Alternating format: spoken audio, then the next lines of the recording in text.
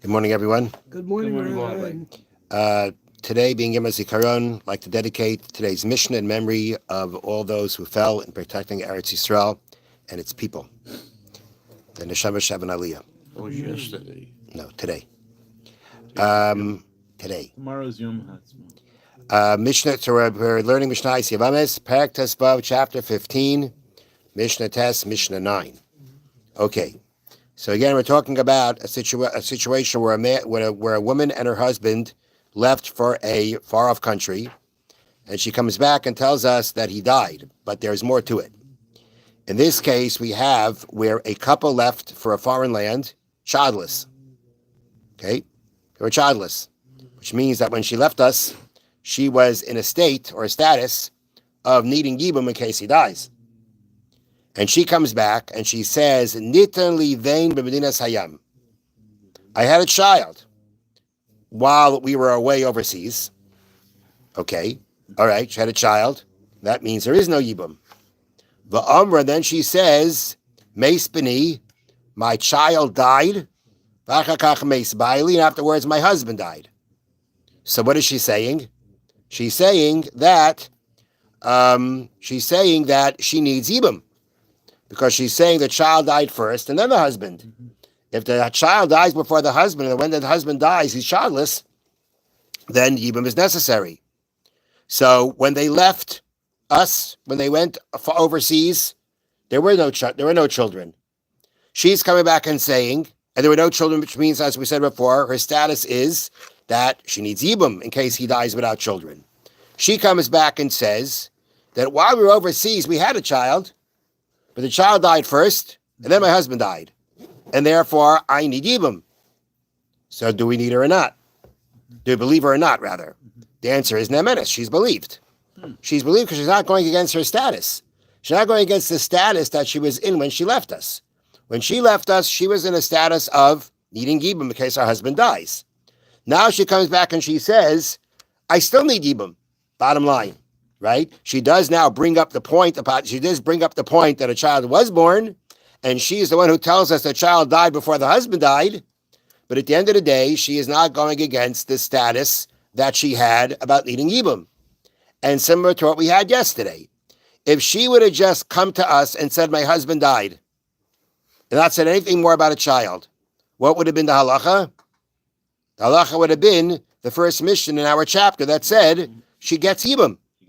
If there are no children around, if we know of no children, and she says my husband is dead, then based on her testimony, that again she would not say her husband is dead without checking into it and not being serious about it, we now allow her to have Yibum done.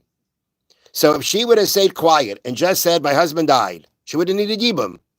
Now she kind of creates some level of doubt when she says we had a son, which would mean there was no Yibum, but he died before my husband, which means we need Yibum. So even though she's bringing up the possibility of not needing Yibum, but she's the one who brought it up. She's the one who creates the whole question here. And therefore we say, if she's the one who brought it up, if she's the one who created any kind of doubt, she is now believed to say there is no doubt. And therefore we say that in this case, there were no children when they left. She comes back and says that I had a child, but the child died before my husband, and therefore I need Yibum. She's not going against her original status, and therefore she is believed. Now, the same case, they left without children, and she comes back, and she says, Meis b'ili v'achakach meis b'ni. She comes back and she says, we had a child while we were gone, but my husband died, and then my son died, which means she's saying that she does not need Yibum. There is no Yibum, because when he died, he had a child. Ain't in a menace.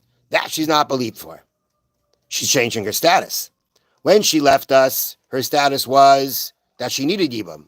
She's now saying, nope, I don't need Yibum, because I had a child, but the child died after my husband died. So she's trying to say there is no need for Yibum, but she's going against her original status. The original status that we knew of was that she needed Yibum, and now she's saying she doesn't need Yibum. She's going against that original status. Now, you may kind of wonder, all right, if she comes and she tells us my husband's dead, we believe that part, right? We believe that part. And we believe that part because we say a woman would never say her husband's dead without really being sure of it and checking into it. So why not believe her also to say that he died first? We're believing her that she's careful about what's going on about her husband's death, so why not believe her regarding the Yibum state also, to say that he died before the son? And that the Batunor explains, because at the end of the day, we cannot trust her about Yibum. Because it may be she has no interest in being married to this guy. She hates him. She dislikes him. She does not want to have to marry him. And therefore, is she careful? Is she truthful and careful about her husband's death? Definitely. But about when he died, before the child or after, that she may not be so truthful about. And therefore, the Mishnah says, Ein menace. She cannot be believed. She's going against her original status of needing Yibum. We have reason not to believe what she's saying, and therefore she's not believed, which means she cannot walk free without eating, without anything, which is what she's trying to say. However, we still have to take her words into account. Mm-hmm. According to her, she's saying, we're saying to her, we don't believe you, you need Yibum. But she's saying, I don't need Yibum. Mm-hmm. And when she says that, as we've had previously, if a woman says, I am usher, right, in some way or another, then whether we believe her enough to have other ramifications, in the very least, she becomes usher. That is the principle that we mentioned a few times already before. Shavya anavsha chaticha disura. She has created upon herself a prohibition. If she says, I'm usher, she's usher. So therefore, in this case, although we're not believing her to say she's free from Yibum, at the end of the day, she says, I don't need Yibum. That means she's saying she's forbidden to the brother-in-law. And therefore, she receives chalitza, but not Yibum. Yibum can't be done because she said, I don't need Yibum. To go free, she's not believed. And therefore, and she's not believed to go free, and she has made herself, and she can't go free because she's not believed that she doesn't need Yibum. She can't have Yibum because she said, I'm forbidden to have Yibum, because as she said, my husband died first before my son, and therefore at the end of the day, we give her chalitza. She can't have Yibum done. She can't marry anybody until she gets chalitza. Once the chalitza is done, she's free.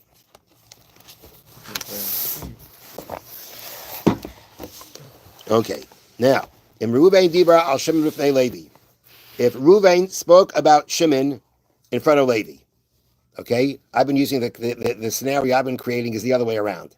But this scenario is Reuven speaks about Shimon in front of Levi. Okay, that means he spoke Lashon Hara, he did said something about Shimon. He said something about Shimon in front of Levi. And Levi then goes and tells this to Shimon. Levi goes back to Shimon. He speaks Rechilas, and he says, do you know what Reuben said about you? This is what he said about you. Now, Asur l'Shimon lemrach kach l'Reuven.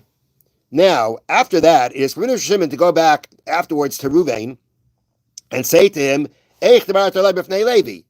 Why'd you say it about me in front of Levi? You know why? Ki al yedei zeh oivre gam hu alisser rechilas machmas Levi. He's now speaking rechilas about Levi. He's now saying that Levi told me, right? But that Levi, right? Levi told me what you said about me. Shimon's going back to Reuben and saying, Levi told me what you said about me. That's also rechilas, right? He's saying something that someone did that's going to create animosity for what he did to him. Even if you don't say that it was Levi who told you. I heard you said this about me, without saying, how do you know? I know, right? If Reuben already automatically knows who revealed it to him, Asr is forbidden. And unfortunately, many people stumble in this. So you've got Reuven speaking about Shimon in front of Levi. Levi tells Shimon what Reuven said. Shimon goes back to Reuven and said, why'd you say that about me? That in itself is going to be rechilas, because he is basically saying to Shimon that Levi told me what you said about me. That's something that he doesn't want that to be known. At the end of the day, he was wrong for doing it, but he doesn't want it to be known, and therefore he has complaints against Levi for doing so. That, therefore, constitutes rechilas on Shimon's part when he goes to Reuven, whether he says straight out, I heard from Levi what you said about me, or he figures it out on his own who told him. Have a wonderful day. Thank you, Rabbi. Thank you, Rabbi.